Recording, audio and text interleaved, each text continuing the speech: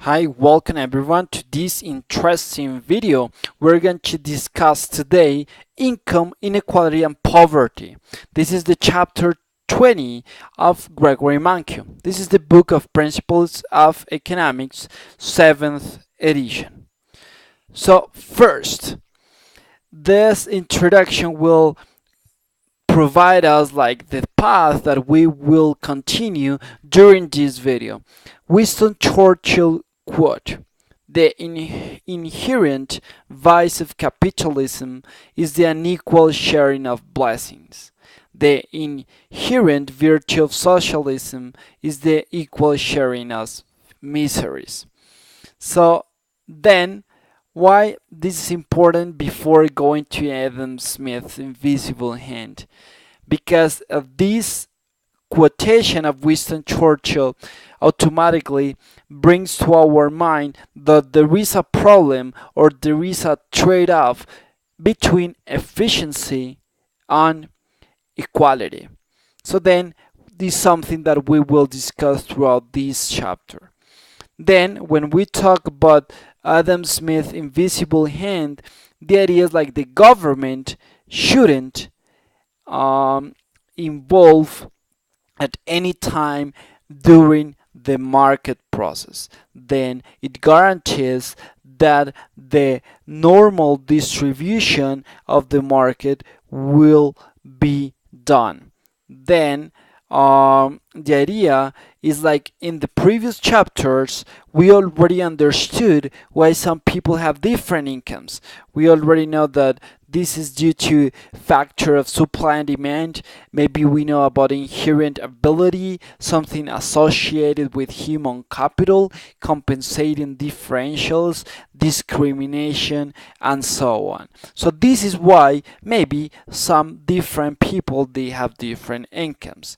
Then remember that bringing back the chapter 1, the first video about the 10 principles of economics, we know that sometimes government can improve market outcomes.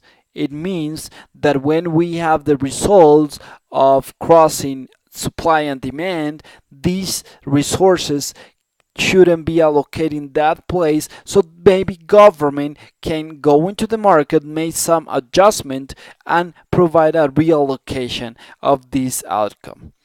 Then the idea of the invisible hand is like maybe allocates resources efficiently, but sometimes not fairly. So that's the key point of this chapter. Then sometimes the intervention of government can provide better results, but sometimes this intervention of government brings the problems of trade-off. Why? Because okay, we have already a pie, so it's okay, the size is okay, but if you start to like cut equally, this pie starts to get smaller and smaller. Then we're going to have kind of how is the situation in the US and in the world, and how maybe this inequality can be measured.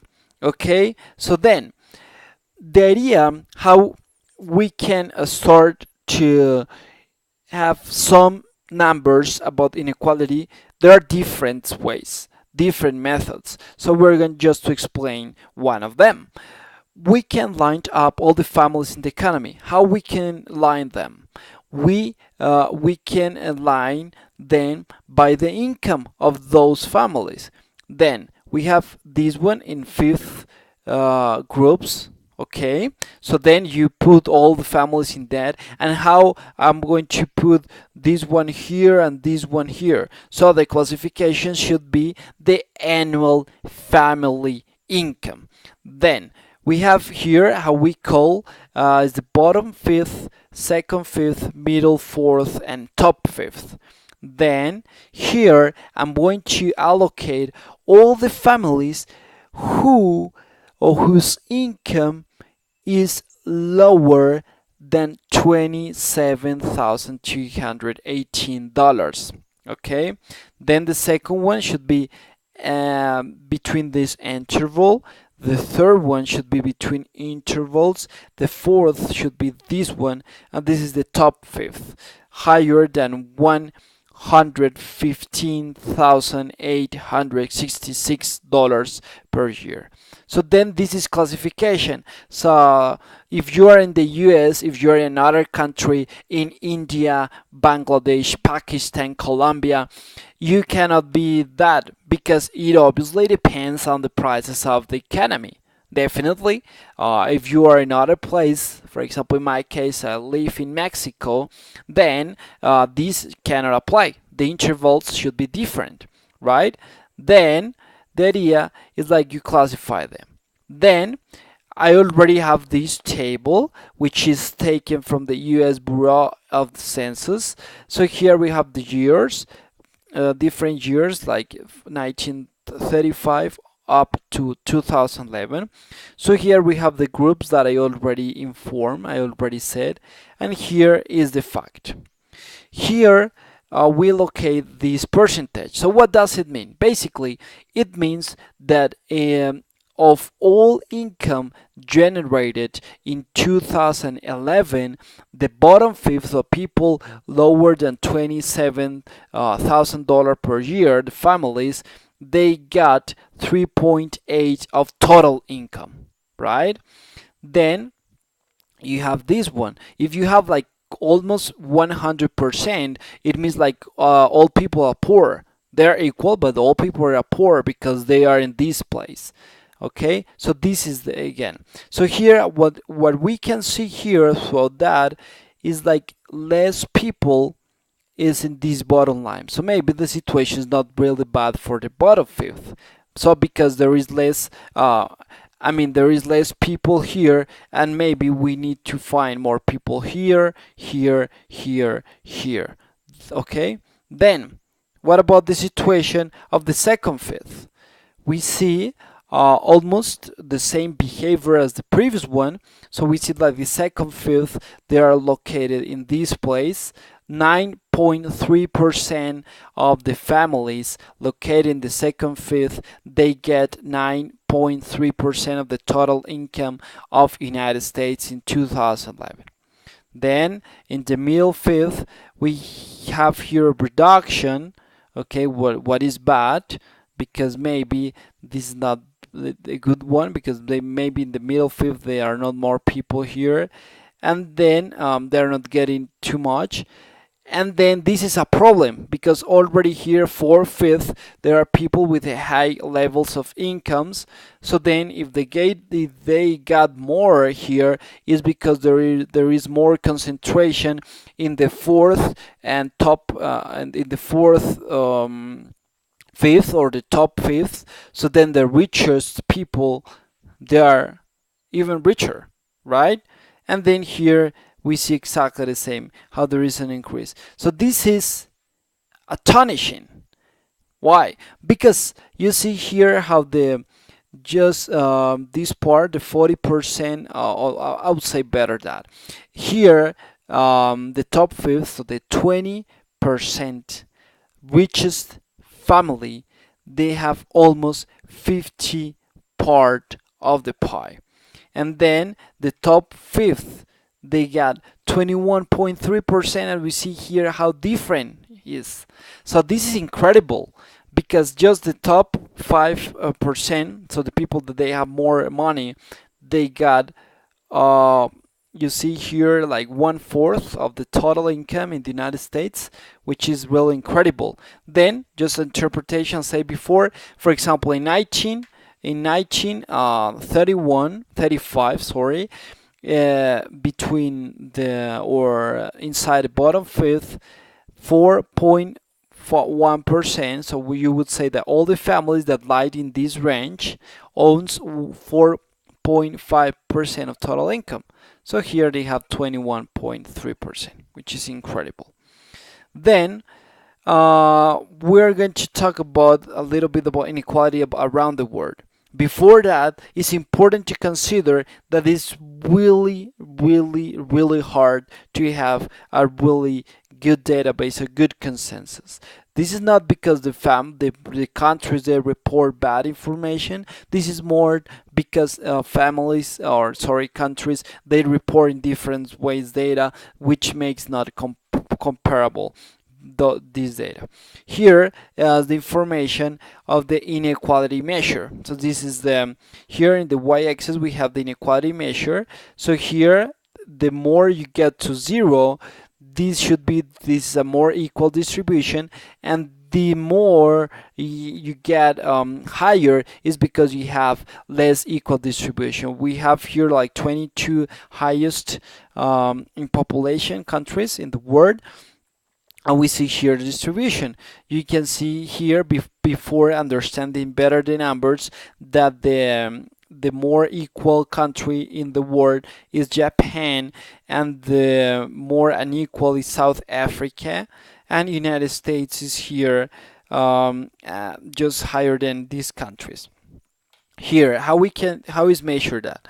This is measured through a ratio. So a ratio is a division. This is two factors. We have the income by the richest fifth and the income by the poorest fifth. Obviously, the higher you have this one, the numerator, the income by the richest fifth, you will have this one.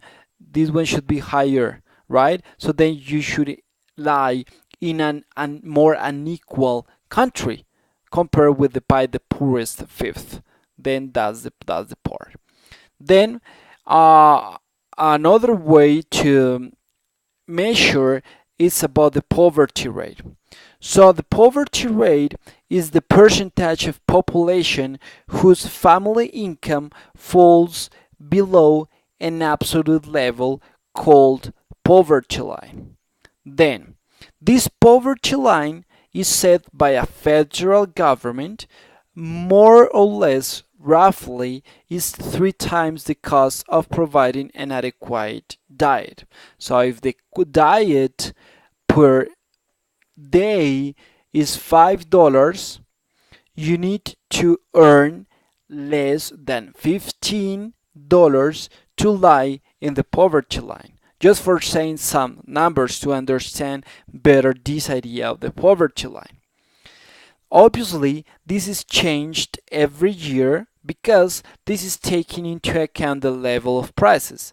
It depends on family size as well, because if you have more members in your family, naturally the poverty line should be higher because you need to feed different mouths or more mouths, right?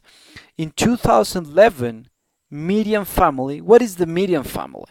You have a lineup, as I told you before, of all families, and you identify the middle data in the population, okay, organized by income. The income of that median family is $60,914. Then, for a family of 4, the poverty line was $23,201, and the poverty rate was 15%. What does it mean? It means from all families, the families, 15% of them, they don't reach the poverty line. They are poor, according to this measurement. Then, here we have the graph of this poverty line of the US since 1955 through 2010. You see here how there is an important, a gently decline from the first decades, but then it keeps like almost constant. But it doesn't make too many sense in the way that there has been a important economic growth in the US, right?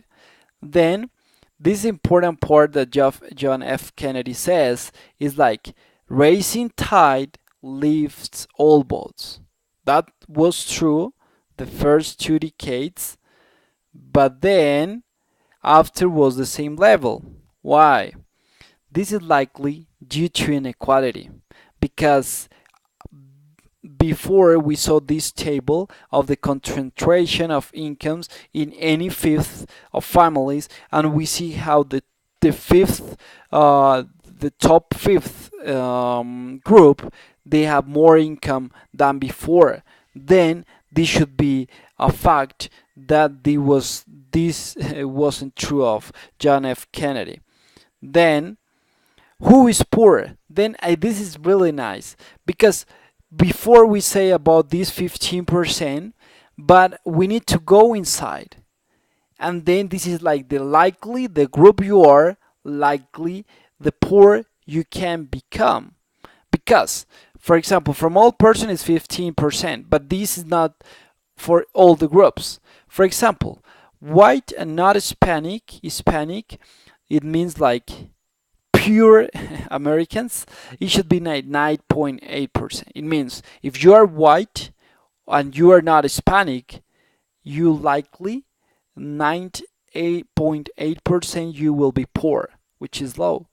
But unfortunately, if you're African American, you have possibility of being poor 27.6, or Hispanic 25.3, Asian much less 12.3. If you are children, you have high possibility you are poor, you can be poor. And elderly, it really is low, actually is one of the lowest. And this, if you're a married couple family, 6.2, a female household noise percent 31.3%. Then we can have like a conclusion that poverty is correlated with race, right? Then this is correlated with age as well. And then obviously depends on family composition. Then the measurement of inequality, problems in measuring inequality. Then obviously measuring just income is not enough, because it does not measure, for example, in-kind transfers. Those in-kind transfers are goods and services that poor people receive. Okay, for example, medicine, food stamps, clothes, or other kind of benefits in goods and services. Other important thing is the economic life cycle. We already know that young people, they borrow, okay, and during their retirement people use their savings. Then if the income is low, it does not mean that people didn't have good standard of living, because they start to smooth in some way the economic life cycle. Then temporary income can affect inequality, because people plan their lives throughout permanent income. So maybe sometimes because they have savings and they know there is something temporary during this year, they are going to use their savings, so they are going to have standard living, okay, because they consume exactly the same as the previous one. So then this should affect as well. What about economic mobility? So this is the definition, and the really interesting topic, how these groups they move. So how you can move inside the groups of rich and poor. People, they were rich before, they go to the poor, and the poor to be rich, right? Then at that time, it's really nice because more rich people have built a fortune by themselves. So what does it mean? It means something that this is not true, that where you were born, this is going to determine the path of your life. Because you can have the tools, or government has provided the tools necessary to have a mobilization to be rich in your life. So that's amazing. Just 1 of 5 millionaires has inherited his or her fortune. So that's again really nice, because okay, This means that if you're poor, you're going to be poor all your life. That's not true. And then that's the part. Here we're going to discuss about the political philosophy of redistributing income. So all that we discussed before is what we call an economics positive. A positive something that is a fact, right? Like for example, we have here like Colombia is the best soccer football in the world. That's positive. I'm kidding. And something about more like, for example, the inflation in the US was 3% in 2000, whatever, right? This is positive, something that you cannot make a measurement value, right? Then, now we will discuss more about normative ideas to fight inequality. This is really nice because sometimes, unfortunately, they think that when you think as normative way, you have the complete truth, and this is not the case because it's normative is something that how should be is not how it is. So then I guess that different ingredients will provide maybe a recipe that can work better in one place to another one. So that's the part. Then the question is beyond economics. This goes to economic philosophy, which is a branch of economics really interesting as well. Then we are going to start with utilitarianism. This was created by Jeremy Bentham and John Stuart Mill. This was based the logic of individual decision making to questions concerning morality and public policy. Then this is based, as the name, utilitarianism, in utility. What's that? This is basically the level of satisfaction that a person receives. Obviously, it's really subtle because you cannot measure or you cannot say, for example, playing chess provide me 10 of utility. What about you? For me it's 9. Okay, so yeah, I prefer that than you. So it really subtle, but we know that we can use this term to understand the utilitarianism. Then this should be the the objective of public and private actors. Then the idea is like they maximize the sum of the utility of all individuals. That is the main objective. This works with the concept of diminishing marginal utility. Remember that, for example, you are thirsty and you need to drink water immediately. When you have already drunk one little, you're satisfied. Imagine that a friend of you arrives and he needs to drink water. The utility that you receive that you have already drunk is definitely lower than this poor guy that has already arrived and needs at least a drop of water, right? So then this is the concept diminishing marginal utility. Then imagine that Peter earns $8,000 and Paul earns $20,000. So then utilitarianism provides the idea how they can take money from Peter to Paul, because the diminishing marginal utility of $1 of Peter is definitely less than the diminishing marginal utility of $1 of Paul, right? Then, regarding utilitarianism still, they don't want to have everyone with the same income. So the idea is like they accept that people respond to incentives. So people need to work hard.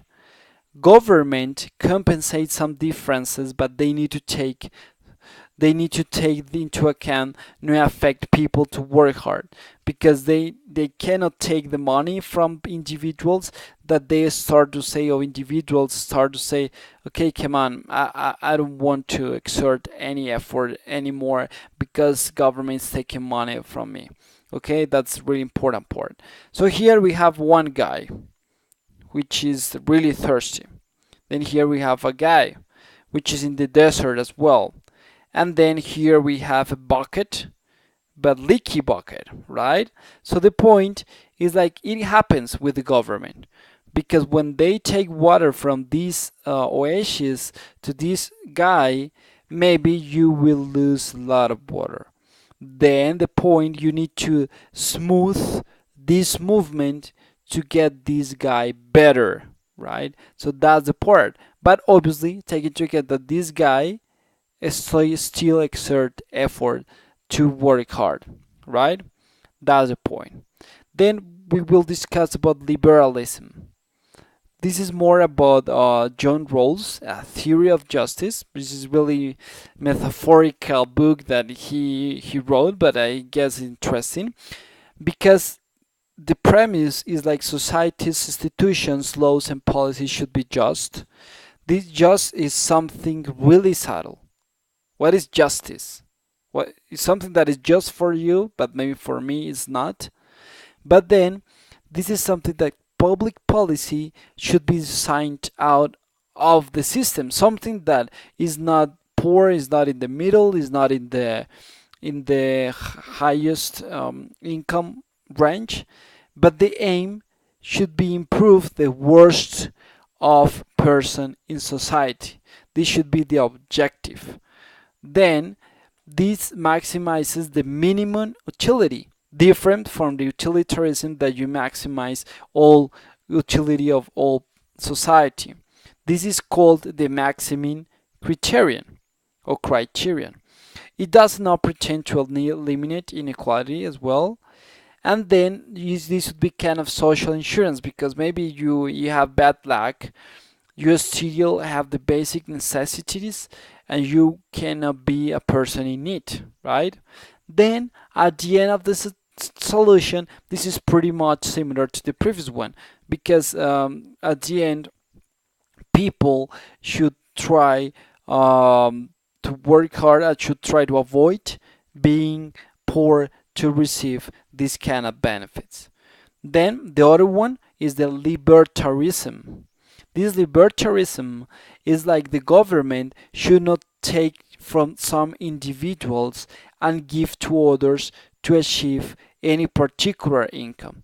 This is more about verify if the process determining the distribution of income is just. Then the resulting distribution is fair.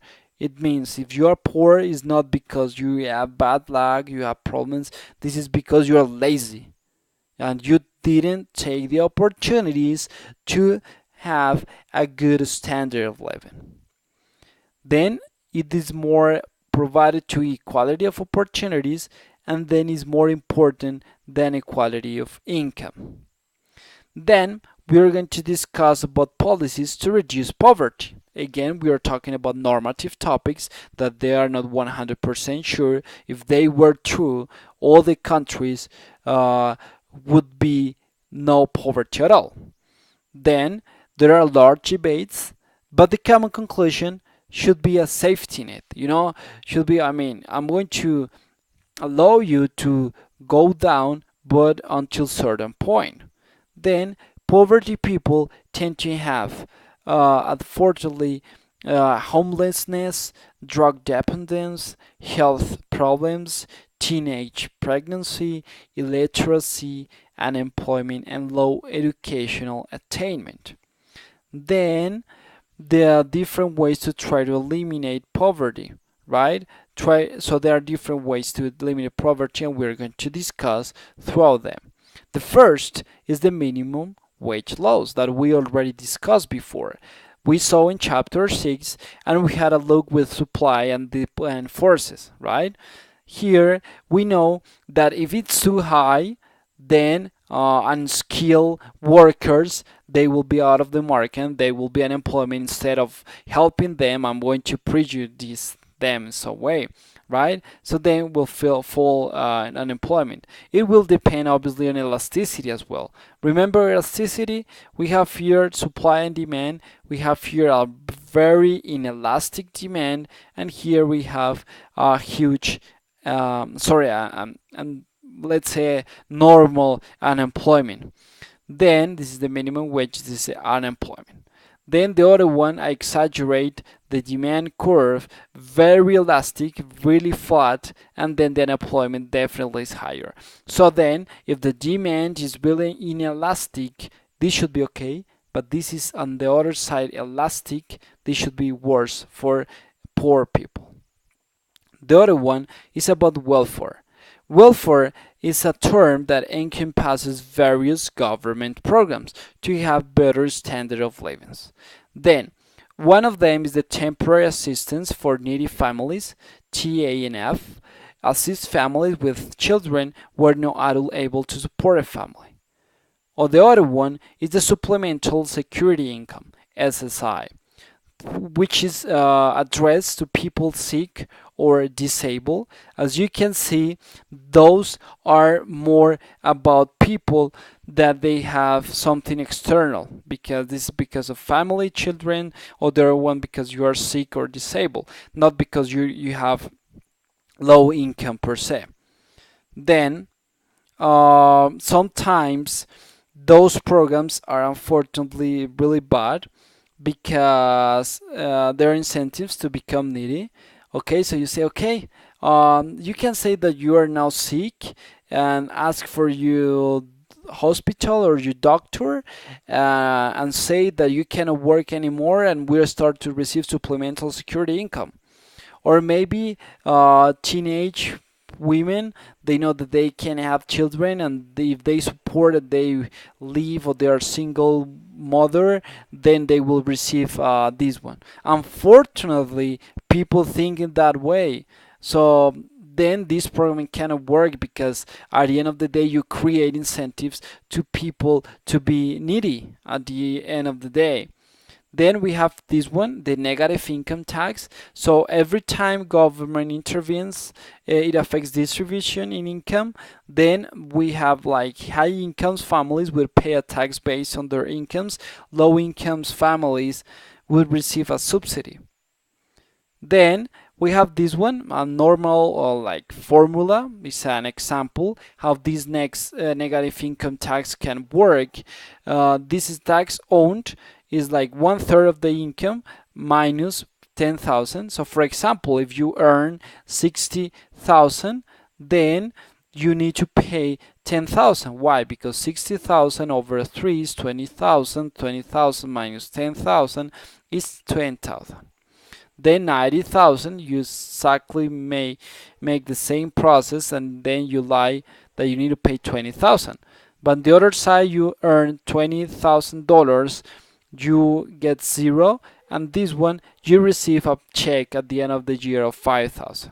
Then at the end, exactly the same. Maybe just lazy will receive support, right? Because they say, okay, why I need to work or why I need to exert effort, yeah, I'm going to get money from the government. So then should be a problem, right? Then in-kind transfer that we already mentioned throughout this video. Then provide some goods and services. They need to raise people with their living standards. This is a duality. If it's better, this is better in-kind transfer or better cash, because from one side, cash easy supports addiction. Sometimes, unfortunately, people is not used the way that this should be. And then the other point is like in-kind transfer sometimes don't provide what poor people need the most, because maybe you provide to this community clothing, but actually at the end of the day what they need was more about medicine, right? So they should be a travel. And then the other one is anti-poverty programs and work incentives. Then, for example, welfare and Medicaid food stamps will be reduced when you earn more. And this is a problem because some family, they start to earn more and they get less. So then it's better to stay the same and not progress or not make mobilization to other, because you need to earn really much more money to be better than you are with all those benefits. And then a solution that could be gradually. You say, okay, you're not going to receive like 100% discount, but you will receive 30%. But the point here is because you get that, more people, more families will be applicable, and automatically this is more money that government need to provide to this program. So then that should be an issue. Obviously, this was like Bill Clinton in the 1996 that they limited time to have these benefits because this cannot be a way of life, what he said. Then, as a conclusion, we know that the 10 principles of economics, government can sometimes improve market outcomes.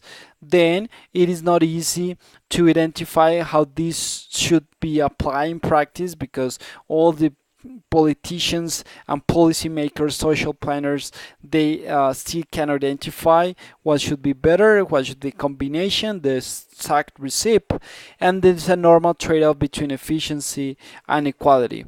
And then my personal opinion, I would say that this should be more about the rules and the government should provide to the society. This is really important that it doesn't matter that you were born as poor and you will become poor all your life.